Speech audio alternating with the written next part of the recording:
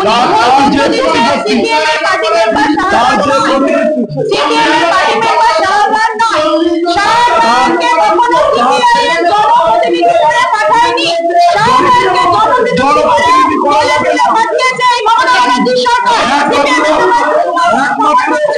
এই জনপ্রতিনিধি পাঠিয়েছে এই সিপিএম এর সরকার।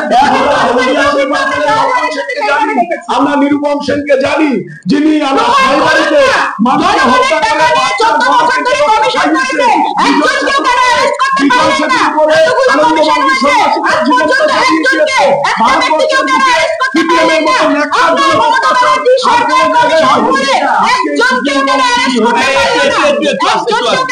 বললো যে কংগ্রেস জনগণ থেকে বিচ্ছিন্ন হয়ে গেছে, সেটা মানলাম, কিন্তু একটা প্রশ্ন থাকলো না। আমি আপনাকে ধরিয়ে দিচ্ছি, বাংলার বুক থেকে বলেছি, বাংলার বুকেই আমি আসছি। আমি বাংলার বাইরে কথা বলছি না, আমি বাংলার কথা বলবো।